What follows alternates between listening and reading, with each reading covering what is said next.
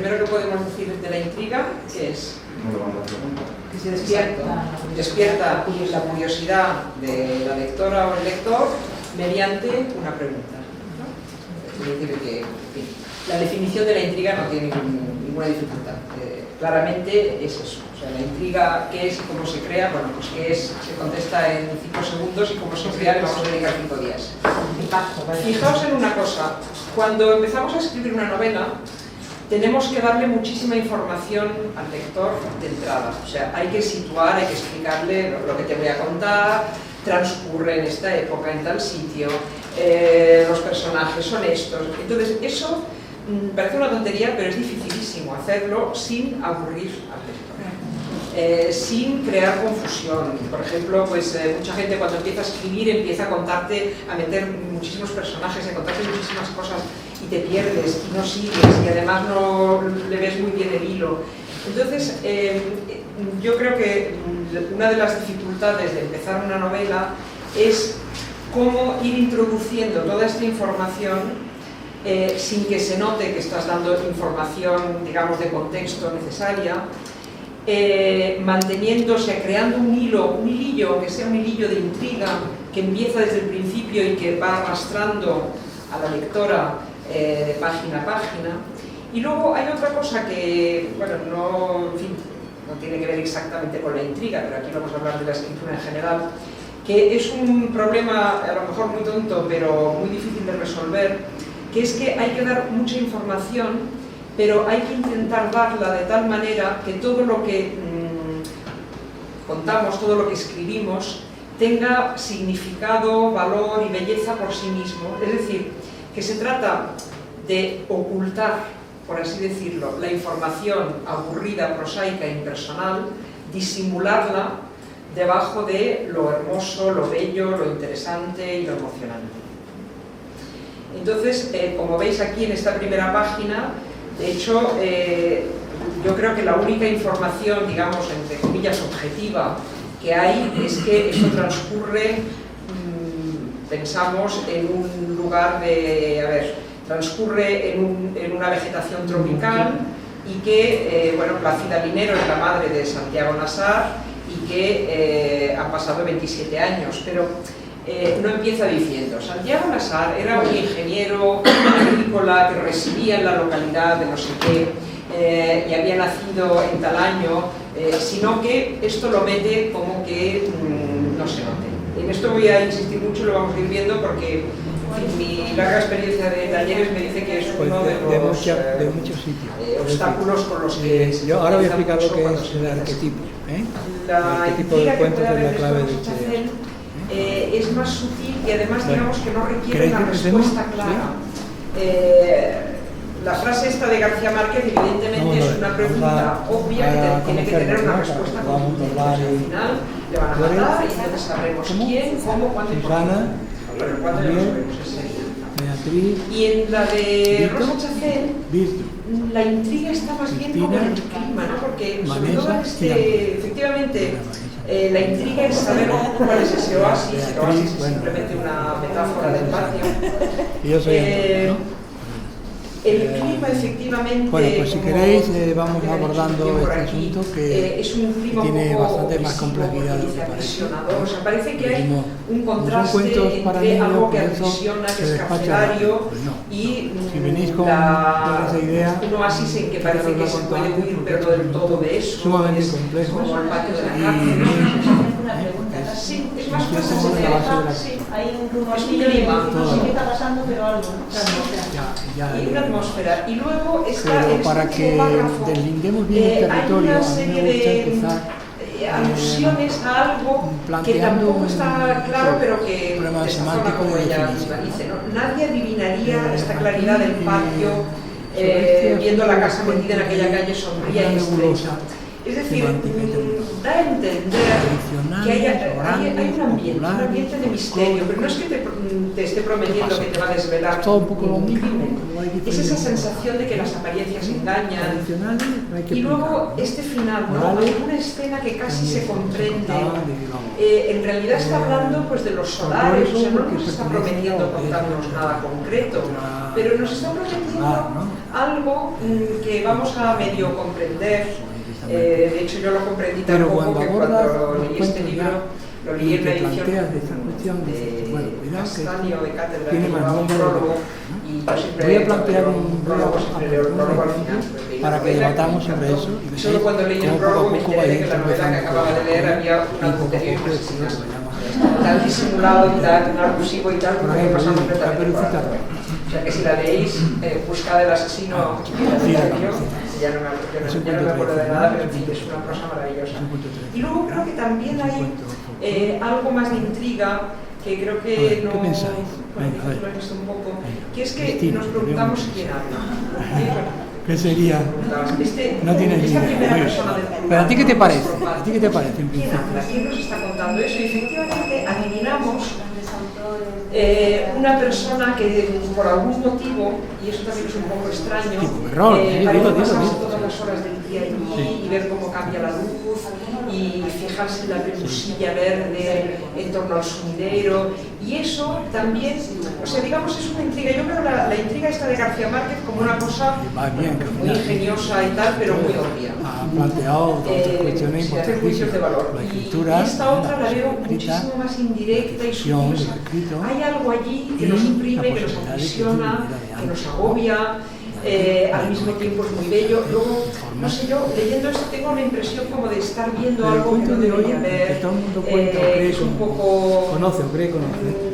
No sé, hay una sensación como de peligro, como de amenaza, ¿no? Cuando esta escena que casi se comprende, pero que vagamente desazona o triste. Esto es muy propio además de Rosa Chacel, ¿no?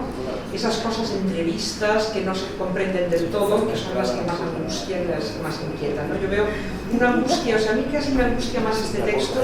Bueno, en el otro también hay mucha tensión, evidentemente, porque yo estoy sabiendo que hay un asesino y que lo van a matar, y es como que estás queriendo decirle, pero cuidado que te van a matar, pero no seas tan ingenuo, pero vigila. O sea, te crea un tipo de tensión y esto te crea otro tipo de tensión más indefinible. Yo esta intriga la veo un poco como previsible. Es decir, habrá habido un asesinato, un detective, o sea, me suena un poco al déjà vu todo esto. A pesar de que, bueno, tiene gracia, pero está un poco visto. El detective, no sé, suenan esas películas de Humphrey Bogart de los años 50, el detective de medio pelo, y entonces aparece un caso, una llamada extraña, ha habido un asesinato. Yo la conclusión que saco de esto es que la intriga, digamos, en un sentido convencional por sí sola, o sea, si lo que te están contando, eso es como, no sé, ponerle sal a un guiso, ¿no? La intriga, si el guiso en sí no es bueno, pues más sal que le pongas. Primer ejercicio, dos personas desconocidas traban conversación en un café. Tenéis que narrar esta escena de tal manera que nos intrigue. Segundo ejercicio, un o una adolescente está a punto de pasar el verano con unos primos lejanos a los que no conoce. Sabéis que termina. Entonces hay que intrigar. Todos los ejercicios estos se intrigan. Y luego, un grupo de amigos que se conocen de la universidad. ¿Sí o no? Afrontan un problema. ¿O es en otra versión? Uno de ellos pide a los demás que le presten una importante suma. Eso ya es una versión. Y por último, una chica ha dejado la casa y el pueblo de sus padres para vivir en la ciudad con una amiga. De unos folcloristas literatos, que fueron los hermanos Grimm, que eran auténticos etnógrafos y grandes dialektólogos y lingüistas de gran prestigio. Tiene un pequeño empleo, pero que hicieron una colección y pronto conocerá a un hombre casado. Como cuento alemán, no se dieron cuenta de que ese cuento se lo había contado. Aquí se trata de elegir una escena con la que iniciar esta novela, que nos creyeron que en Alemania tenía que todo esto corresponde y cambiaron a las primeras páginas, de hecho, de novelas existentes que os traeré después de que hagáis. Entre paréntesis, os tengo que advertir que cuando sobre todo los escritores escriben sobre cuestiones teóricas, los críticos, quizá no tanto, pero sobre todo los escritores utilizan un vocabulario muy diverso, es decir, que lo que uno le llama acción, el otro le llama suspense y además ella le llama intriga, otros le llaman argumento, o sea que no os fijéis demasiado en los términos, pero veis que los conceptos de los que están hablando son más o menos los mismos. Bueno, entonces, por lo tanto, Ortega considera que la intriga es algo pasado de moda y sin interés. Esto es una actitud que estuvo muy de moda entre la vanguardia, o sea, los mejores intelectuales y escritores de entre 1900 y 1930. Luego la cosa se alargó en Francia con el Nouveau Roman y aquí con la literatura experimental, y ahora creo que es esta actitud la que está pasada de moda, es decir, hay un retorno de lo narrativo, ¿no? En España concretamente desde los años 80. ¿Por qué motivo? Bueno, eso podríamos especular. Yo creo que tiene que ver con el hecho de que la literatura es cada vez más comercial, ¿no? Bueno, pero de hecho, sea por internet, por el cine, por lo que sea, en la narrativa cada vez hay menos descripciones. O sea, ya hemos perdido la paciencia de intentar recrear mentalmente una imagen cuando estamos acostumbrados a que las imágenes son tan fáciles de conseguir. Bueno, pues sí, yo creo que está bien visto que tiene que haber, o sea, en una novela tiene que haber acción y tiene que haber atmósfera. Y las dos primeras páginas que hemos leído al principio son un buen ejemplo de cada una de estas cosas, ¿no? En la de García Márquez hay acción y también hay atmósfera, pero la acción es muy fuerte, y en la de Rosa Chacel prácticamente no hay acción y todo es atmósfera. De hecho, Rosa Chacel escribe su novela muy influida por Ortega, por estas ideas de Ortega. No sé si habéis leído a Proust y si estáis de acuerdo en lo que os dice sobre Proust. Yo no estoy muy de acuerdo con lo que dice de Proust, porque no es verdad que en la novela de Proust no pasen cosas, o sea, sí que pasan, lo que pasa es que ocurre como en la de Rosa Chacel, ¿no? Que las cosas que pasan, algunas muy gordas, están como en segundo plano, o sea, eso no importa, lo que está en primer plano es el análisis psicológico, las descripciones, etc. Y luego hay una cosa que habría que explicar, que es que y se lo pegaron a la intriga no está solamente en el hecho de que se cuenten cosas turbulentas o cosas que en sí mismas son emocionantes, sino en la manera de contarlas y concretamente en el orden en que se cuentan. Vamos a ver. Yo, para mi propio uso, divido la intriga o las maneras de crear intriga en tres. Por una parte están los hechos o la acción, ¿no? El hecho de que una manera de crear intriga es contarnos hechos, contarnos acciones que en sí mismas son truculentas, llamativas, originales, pintorescas, extraordinarias. Por ejemplo, en la novela de García Márquez lo primero que nos anuncia es un asesinato, es decir, que eso en sí ya nos intriga. Pero de todas maneras, una narración sosa y plana de los hechos más extraordinarios seguirá siendo una narración sosa y plana, y yo creo que no tendrá ninguna intriga, ¿no? Yo trabajé, de hecho fue mi primer empleo, con una agente literaria, Carmen Balcells, y yo me encargaba de recibir a los autores nuevos que llegaban, bueno, me encargaba de más cosas, pero una de ellas era recibir a los autores que llegaban con el manuscrito debajo del brazo, y entonces conocí a uno que estaba muy obsesionado con la idea de, o sea, me contó que él no nos iba a entregar nada, ningún manuscrito, ni siquiera un resumen, nada, porque lo que él tenía era una idea buenísima y tenía muchísimo miedo de que alguien se la pisara y la copiara y la plagiara. Entonces su obsesión era, en el registro de la propiedad intelectual, registrar la idea. Bueno, le convencimos de que eso no es factible, no se puede registrar una idea, y al final accedió, es un novelista hasta ahí más o menos, y al final accedió a contarnos la idea. Y la idea era una novela de espionaje en la cual los rusos consiguen enviar a unos agentes o a un agente a Estados Unidos para que se case con una americana y tenga un hijo que será el presidente de los Estados Unidos. Entonces el presidente, o sea, la idea truculenta era el presidente de los Estados Unidos es un espía ruso. Pues esta idea, contada así, sin más, es una idea pues, que no lleva a ninguna parte, ¿no? Es decir, no se puede... una novela basada en esta idea, pero escrita así, como haciéndola con un canuto, pues no tiene ningún interés. La segunda manera de crear intriga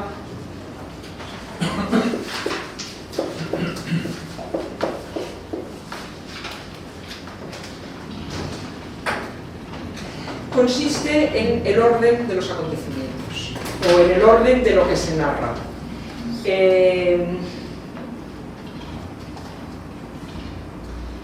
Vamos a ver, independientemente, a ver, ya que sois lectores en general de novela policíaca, pensad cómo se distribuye una novela policíaca. En la realidad, el orden en que transcurren las cosas siempre es el mismo. Primero se nace y después se muere, o sea, las cosas solo transcurren en ese orden, en el orden cronológico. Por lo tanto, cuando pensamos una novela, lo primero que tenemos que pensar es una historia en su orden, digamos, natural, en el orden cronológico. Eso requerirá que dentro del tiempo que es infinito, acotemos el tiempo que queremos contar.